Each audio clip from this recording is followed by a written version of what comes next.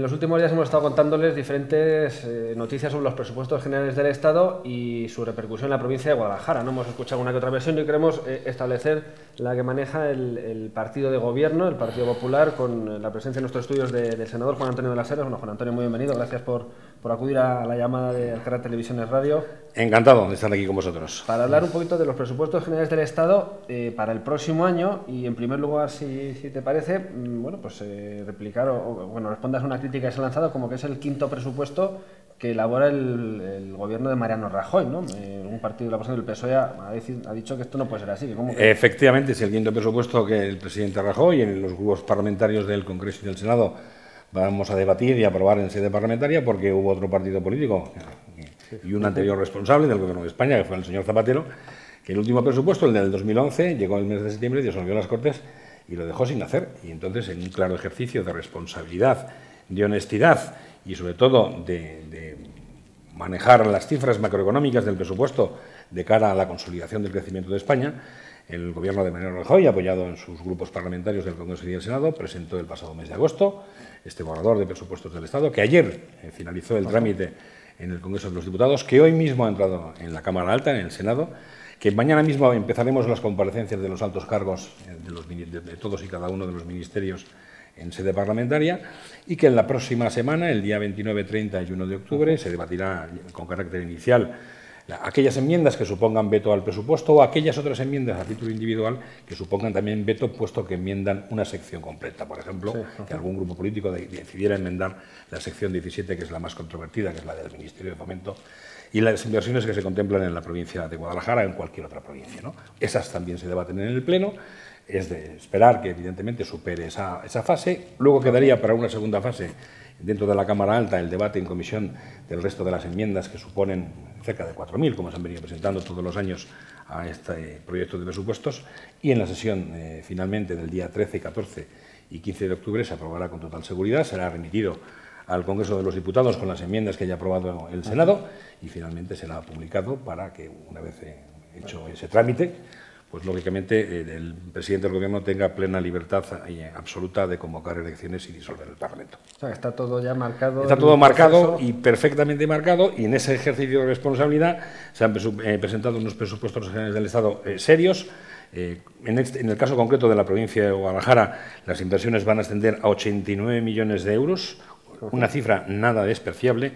Y a mí, que me gusta mucho el tema de las matemáticas, sí me gustaría, y de las estadísticas, sacarles, y se verá en televisión, un diagrama de barras del histórico de las inversiones en la provincia de Guadalajara durante los últimos 8 años. Los últimos 4 años del Gobierno de Zapatero, cómo fue decayendo la inversión desde los 100 millones hasta los 69 millones de euros, el primer año del Gobierno de Mariano Rajoy, por la lógica aplastante del déficit oculto, todavía tuvo que bajar más, y cómo ha recuperado una cifra muy similar a la que se contemplaba en los presupuestos generales del año anterior, y también un poquito superior a la del ejercicio 2014. Tendencia creciente, entonces. Tendencia creciente, puesto que las cifras macroeconómicas y las cifras de la recaudación fiscal del Estado van por encima de las previsiones incluso que ha hecho el Ministerio de Economía y Hacienda. Y luego un dato muy importante también a nivel de lo que puede suponer para la provincia de Guadalajara. En este otro gráfico también, para que veamos la comparativa de lo que invierte el Estado en todas y cada una de las provincias, vemos y observamos cómo la provincia de Guadalajara se invierten 349,66 euros, cifra muy superior al resto de provincias de Castilla-La Mancha, muy superior a la media de Castilla-La Mancha, que se sitúa en 278 euros por habitante, y cifra también muy superior a la que se refleja en el conjunto de España, que son 279 euros. Es decir, que discriminación con respecto de los presupuestos generales del Estado a la provincia de Guadalajara, como lo he oído algún compañero rival político de otras bancadas, nada de nada. Esto, como decías, pones casi la meta antes que la idea, porque están las críticas que han lanzado principalmente el Partido Socialista. Sí, por eso, ¿no? Como las oía y las he oído reiteradamente en la provincia de Guadalajara. Eso es, incluso esta mañana oía en otro medio de comunicación un canto al sol por parte de mi compañero, el senador Alique, respecto de determinadas inversiones en los municipios ribereños de Entrepeñas y Buendía. Nada de eso hubiera que haber hecho si él, que en su momento apoyó al señor Zapatero, no hubiera obligado como de hecho ocurrió, a la derogación del Plan Hidrológico Nacional, que preveía no solamente esas inversiones, sino muchísimas más inversiones y, sobre todo, algo básico y fundamental, que los municipios de la cabecera de Entrepeñas y Buendía tuvieran una lámina de agua estable. Aquellos polvos traen estos lodos y por el tenor de las circunstancias, seguramente de la sequía de los regantes murcianos y porque la climatología ha venido un poco adversa, es cierto y verdad que los embalses de la cabecera del Tajo están que dan pena. Pero se puede, antes de ir con el presupuesto, ya que sale el tema, ¿se puede hacer algo con eso? Hombre, yo creo que es una inversión que creo haber intuido en el poco rato que le he visto, porque evidentemente, vuelvo a decirle, creo que es un canto al sol plantear una inversión de 100 millones de euros, prácticamente duplicar toda la inversión que se va a hacer en la provincia de Guadalajara, única y exclusivamente en un solo proyecto, evidentemente es un salto al sol y yo me imagino que en el trámite parlamentario va a ser rechazada. No tanto porque no contemple actuaciones que evidentemente todos podríamos estar de acuerdo, sino que en el ámbito temporal y sobre todo en las circunstancias en las que dejaron las cuentas públicas algunos gobernantes socialistas, pues evidentemente esas inversiones hoy por hoy no se pueden acometer hasta que España no consolide el crecimiento, no recupere el empleo y no recupere la fiabilidad en los mercados. Pero ¿se contempla algún tipo de inversión para los municipios ribereños? En los municipios ribereños, ya entrando a sí, los municipios ribereños tienen para este año una inversión de 13.205.950 euros, que es la famosa obra de conexión de todos los municipios ribereños entre Peñas y Buendía, cerca de una cincuentena de municipios, alguno más que se ha ido acumulando, porque ya sabe lo que pasa usted con las obras públicas, que una vez que están allí los operarios, pues el alcalde de turno, hombre, ya que estás aquí, se han incorporado otro buen número de municipios, ha habido que hacer un modificado, ha habido que hacer un complementario, pero concretamente en la anualidad del ejercicio 2016 contempla una inversión de 13 millones de euros, otra inversión en el 2017 de 14 millones de euros y finalmente creo que finalizaría la inversión en el año 2019. Pero no solamente está eso, es que, dirán ustedes, se usa poco, pero aun usándose poco, la concesión de la R2 le cuesta al Estado y nos cuesta a todos los españoles 30 millones de euros. Para conservación de carreteras, desde la demarcación de carreteras del Estado, se van a invertir 4 millones de euros. La concesión de la A2, desde el límite de la provincia de Guadalajara hasta Soria, nos cuesta a través de los presupuestos generales del Estado 15.895.000. Mantenimiento. Sí, su mantenimiento. ¿No? Todos hemos pasado por la A2 desde la ciudad de Guadalajara hasta salir por Alcolea del Pinar y hemos visto que se han modificado muchos tramos, se han hecho muchas y buenas inversiones. Bueno, eso hay que pagarlo y en la anualidad de este año hay 15.895.000 euros. Por primera vez en mucho tiempo se dota el crédito presupuestario para la duplicación de la Nacional 211. Al menos dará para hacer un estudio de verdaderamente si merece la pena esa duplicación y sobre todo el coste. Va a tener 568.000 euros para que se haga un proyecto, un análisis real y cierto de la bondad de ese proyecto. Algo que nos interesa mucho a los seguntinos, la Catedral de Sigüenza, no solamente estos 417.000 euros, el otro día el delegado del Gobierno en Castilla-La Mancha anunciaba otros 300.000 euros complementarios para restaurar dos joyas que están dentro de la Catedral de Sigüenza. El retablo de la Virgen de Santa Librada y el no menos ornamental de don Fadrique de Portugal, que fue un obispo de Sigüenza, que además fue cardenal y que está prácticamente colindante con Santa Librada y que merece la pena. Se van a cometer pequeñas obras de acrecentamiento en los cuarteles por 200.000 euros y por primera vez también, después de haberlo venido consignando con apenas 5 o 6.000 euros durante muchos años, que eso no vale ni siquiera para pagar las fotocopias del proyecto, se dota con 1.900.000 euros el nuevo edificio de los juzgados de Guadalajara, que el Ayuntamiento de Guadalajara cedió hace ya más de 8 años al Ministerio de Justicia. Con este 1.900.000, yo calculo que prácticamente, conforme al proyecto que presentaron en el Ayuntamiento de Guadalajara, antes de que abandonara mis funciones como concejal de urbanismo, prácticamente se podrá ejecutar todo lo que es la fase de cimentación de las obras de los futuros juzgados de Guadalajara. Pero también hay más cosas, Pero poco, pero no es menos importante. Partidas principales. Partidas principales. De fomento principalmente. Eso es, todas, fundamentalmente de fomento, alguna del Ministerio de Agricultura, como comentaba con el tema de los municipios ribereños, sí, pero fundamentalmente son fomento y agricultura en lo que respectaba a los municipios ribereños. 11.900.000 euros para la tercera conducción de la Mancomunidad de Aguas del Sorbe, que evidentemente afecta directa y absolutamente a la ciudad de Guadalajara. O para todo el tema de los contenedores de la central nuclear de Trillo, sí, perdón, y de José Cabrera y su desmantelamiento, hay otros 750.000 euros. Y otros 436.000 euros del plan de cercanías para ir acometiendo pequeñas obras de adecentamiento de las estaciones del ferrocarril que dependen de Adif y de Renfe. Esas son las principales partidas y lo fundamental y lo más básico que me gustaría destacar es lo que le comentaba antes. Eso supone que la provincia de Guadalajara va a recibir un total de 89 millones de euros, que representa el 0,69% de los más de 12.000, casi 13.000 millones, 12.999 millones de euros que va a invertir el Estado en el año 2016, que para Castilla-La Mancha va a haber 578 millones de euros, un 4,45%, que ambas partidas, tanto la de Guadalajara como la de Castilla-La Mancha, sufren pequeños incrementos al alza y sobre todo, y lo más, digamos, para mí lo más significativo, porque me permite hacer un análisis comparativo respecto de lo que se invierte en otras provincias de Castilla-La Mancha. Somos la provincia mejor tratada por el Estado, con una media por habitante de 349 euros por habitante. Eso es lo que invierte el Gobierno de Mariano Rajoy en la provincia de Guadalajara. Habrá gente que diga, sí, pero muchas cosas es para carreteras que ya tenemos, ¿no? Bueno, pero es que, claro, las carreteras que ya tenemos hay que seguir manteniéndolas y evidentemente, por ejemplo, con lo que pasaba o lo que ha pasado estos años atrás con la A2, hay que suprimir tramos peligrosos, hay que suprimir curvas, hay que cambiar el peralte de alguna de ellas, hay que promover todos los años el mantenimiento del asfaltado, porque lógicamente con el paso del tiempo el asfalto se deteriora y evidentemente lo que no podemos permitirnos es tener unas carreteras que no se invierta un céntimo de euro y que se conviertan en un peligro para la seguridad vial.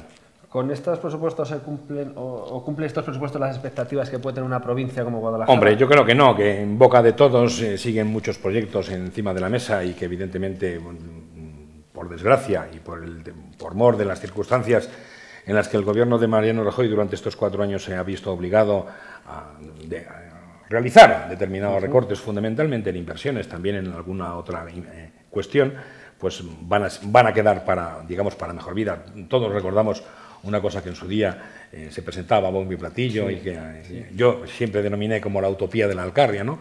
Bueno, pues yo no dudo de que sea una inversión buena y sobre todo acerque la prosperidad a esa comarca tan querida de la provincia de Guadalajara, pero de momento tendrá que dormir el sueño de los justos, porque finalmente se traspasó a la comunidad autónoma y hace 2 o 3 años la comunidad autónoma volvió a traspasar esa competencia o esa inversión al Estado. De momento no figura ni un céntimo de euro para este proyecto. Tampoco hay proyectos que afectan al futuro de la provincia y de la ciudad de Guadalajara que nos gustaría que estuvieran en el proyecto de presupuestos, pero entendemos que no se puede abarcar todo.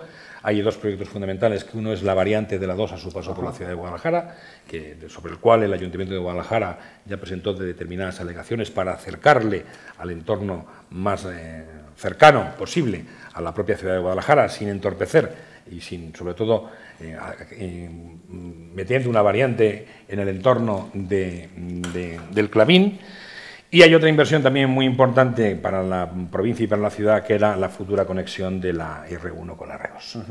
Entendemos, de momento figuran en el presupuesto digamos, abierto, con una partida de 5.000 euros, que evidentemente simple y llanamente significa que el proyecto sigue vivo, sigue abierto, pero no se le dota con una cantidad significativa como para que se pueda realizar o empezar a realizar el proyecto o sacarlo a concurso. Sobre la variante de la A2 a su paso por Guadalajara, proponían desde el PSOE utilizar la variante R2, vamos a decir. ¿Esto sería posible? Bueno, sería posible siempre y cuando se le compensara al legítimo concesionario de quien realizó la obra de la R2 y que veíamos antes que anualmente cobran en torno de los 30 millones de euros, porque claro, se gastó, cada radial costó cerca de 40-50.000 millones de euros y evidentemente tenían un periodo de amortización de 25 años que ni de lejos van a llegar, todas ellas en función del uso están en franca bancarrota, por no decir en suspensión de pagos, han recibido ayudas públicas para poder seguir adelante y, evidentemente, si el día de mañana se contempla que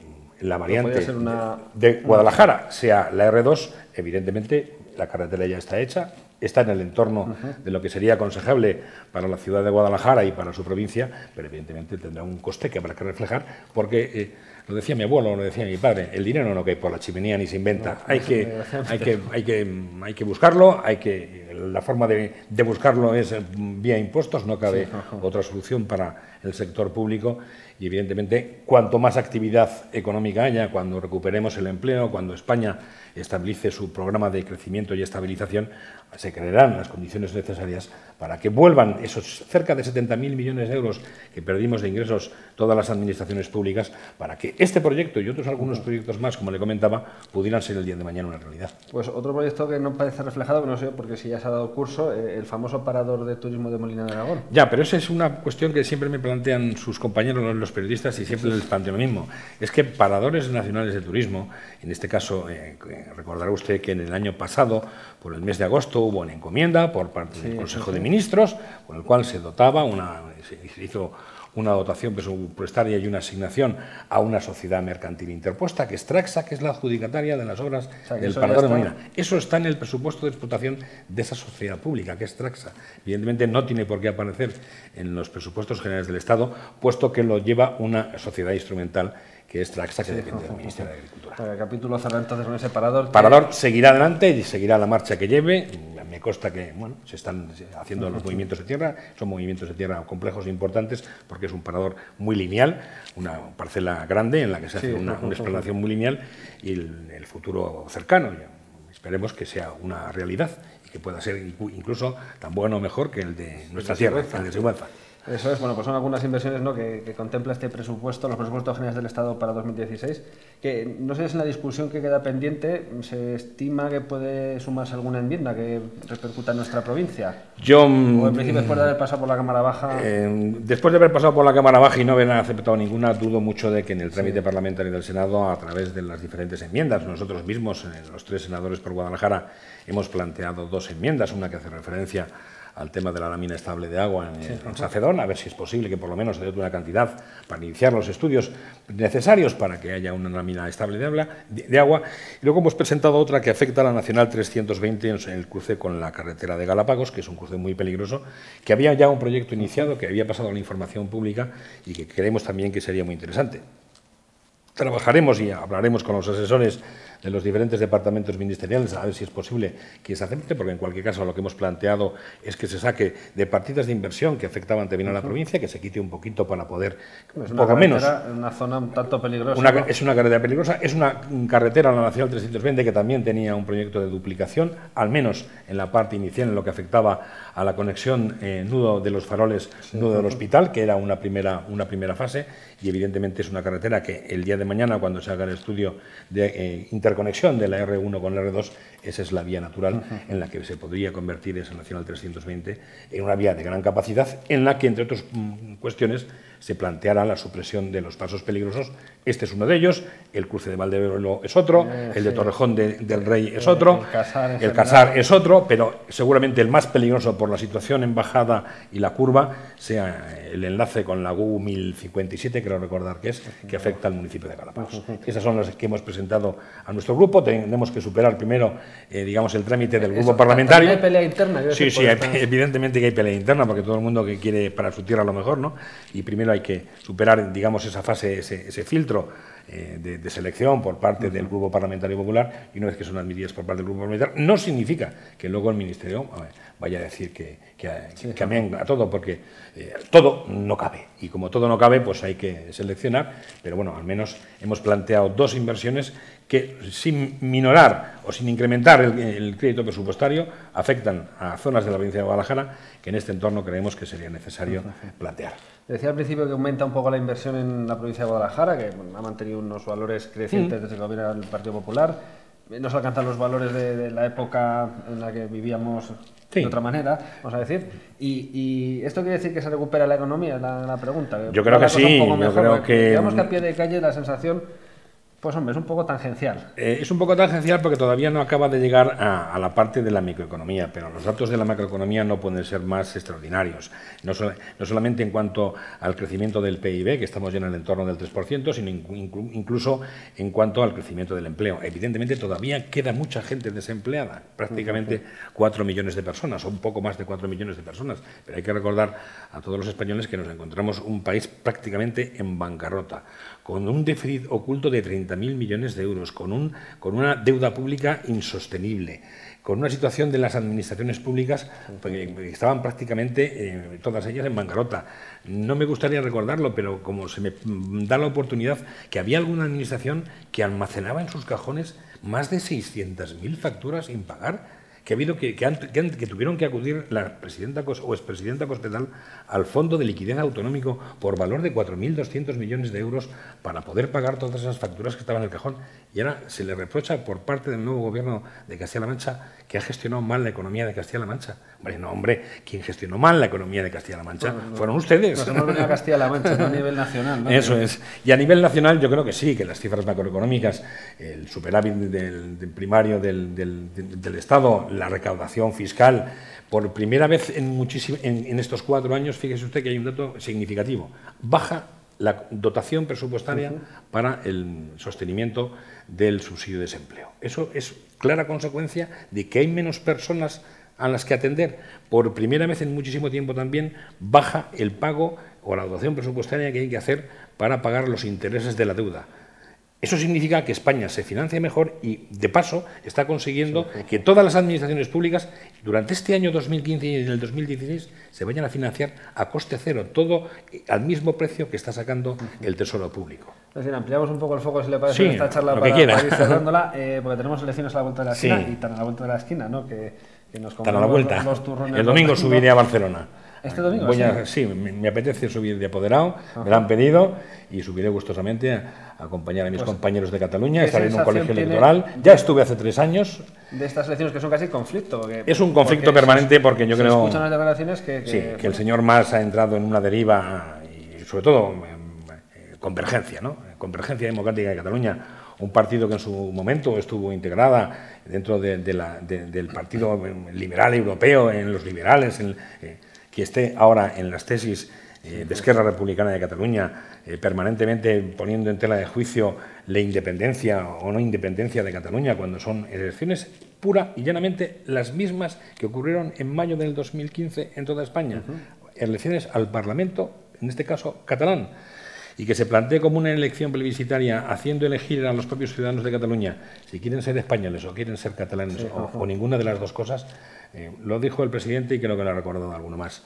Todos los catalanes y son españoles. Y además tienen la condición de ser europeos. Y gracias a eso, a que son españoles, pueden beneficiarse de las múltiples ventajas que significa pertenecer a un país de la Unión Europea. El resto de cuestiones que se están planteando en la campaña electoral distan mucho de la realidad socioeconómica de Cataluña, de la realidad de una de las regiones más prósperas de España durante toda su historia, y que evidentemente el señor Mas se está despreocupando de mantener de sanidad, de educación, de empleo. No se habla en campaña electoral y eso es lo triste, que no haya un proyecto de quien supuestamente, a raíz o en función de lo que dicen las encuestas electorales, representa prácticamente la mayoría de la sociedad civil de Cataluña, esté única y exclusivamente pugnando por si independencia sí, independencia no. Las encuestas dan un resultado incierto, algunas apuntan hacia un escenario... Sí, depende de la fuente. Efectivamente, pero las fuerzas van a estar muy equilibradas. Yo dudo sinceramente mucho de que, llegado el momento, el pueblo es soberano y se pronunciará el domingo 27, que es lo que quiere en Cataluña, hubiera una mayoría entre Juntos por el Sí y la CUP, una mayoría de gente rupturista que finalmente se planteará esa ruptura de España, porque es que las consecuencias serían tan letales para la sociedad civil, para los vecinos y las vecinas de los municipios de Cataluña, que evidentemente yo creo que no habrá gente o persona que sea capaz de plantear esa circunstancia en su estricto sentido. Yo creo que se está haciendo un tour de force con el Estado. Es cierto que en las relaciones no han sido buenas entre estos últimos 4 años, pero ya venía de promesas anteriores incumplidas. Es decir, yo creo que es una vieja política por parte de algunos políticos catalanes el reclamar ese hecho diferencial de Cataluña para siempre conseguir más. Cuando se aprobó el anterior modelo de financiación, porque aquí básica y fundamentalmente de lo que se está hablando es de lo de siempre, de lo que hablábamos antes, de cuánto hay para Guadalajara, cuánto hay para Cataluña, ¿no? Y entonces todos queremos más. Lo decía una canción y lo cantábamos cuando éramos jóvenes en las fiestas. Claro que todos queremos más, pero es que los datos y los números y las cifras son las que son, por desgracia. Durante estos últimos años han sido pocas y hay que repartirlo entre todos. Y en este caso, muchas ocasiones, bonificando a Cataluña, al menos es la impresión que yo tengo, que sí. Está en esta entrevista. Una cosita más, en diciembre elecciones generales. En diciembre elecciones generales. ¿Algo van a marcar estas elecciones catalanas? ¿No? Yo creo que sí, porque vamos a ver, hemos tenido desde las elecciones europeas, luego andaluzas, luego municipales y autonómicas en lo que es los del 149 y ahora las autonómicas en Cataluña, que evidentemente marcan la realidad política del país.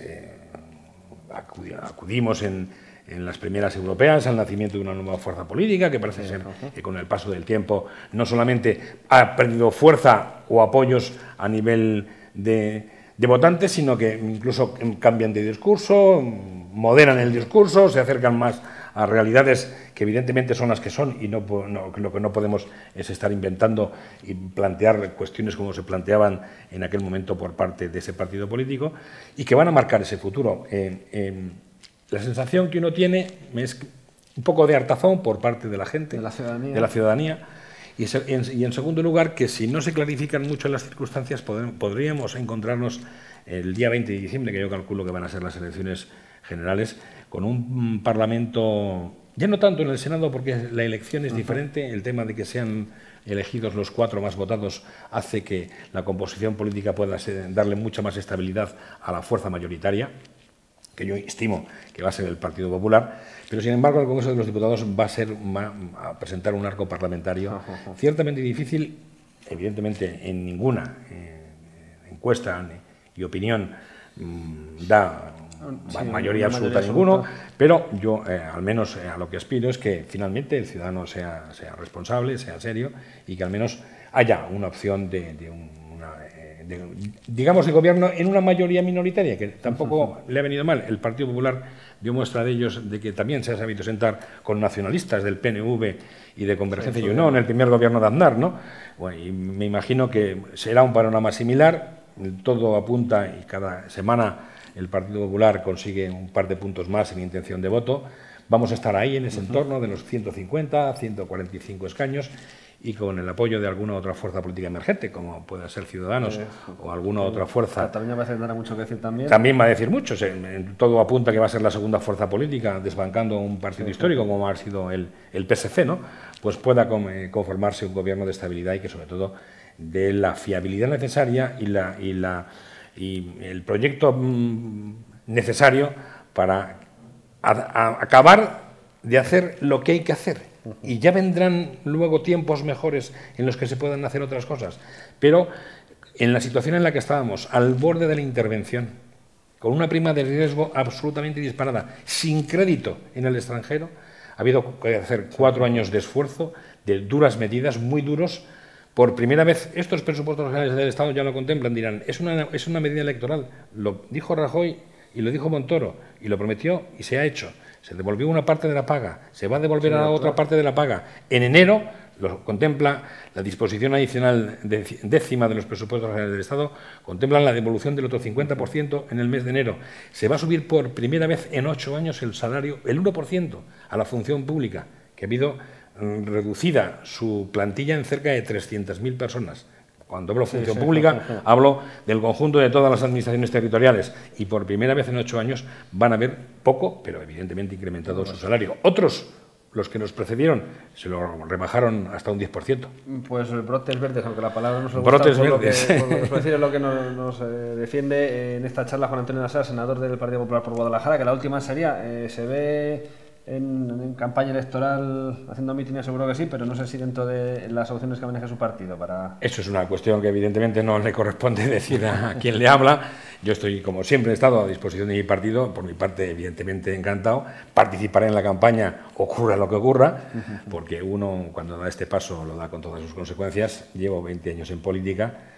Todo el mundo conoce a Juan Antonio, o casi todo el mundo conoce a Juan Antonio de las Heras y lo que puede dar de sí, pero evidentemente en este interim yo estoy a disposición de mi partido para que estime lo que considere más necesario, en bien, fundamentalmente, del interés público y de España. Pues veremos qué ocurre, ¿no?, en esas elecciones en Cataluña, aquí en unos días, en esa convocatoria electoral para las elecciones nacionales, en esa discusión de los presupuestos de los que hoy nos ha hablado el senador del Partido Popular, Juan Antonio de las Heras. Pues gracias de nuevo por venir a nuestros estudios. Gracias a vosotros. Y hasta la próxima. Muy bien, encantado.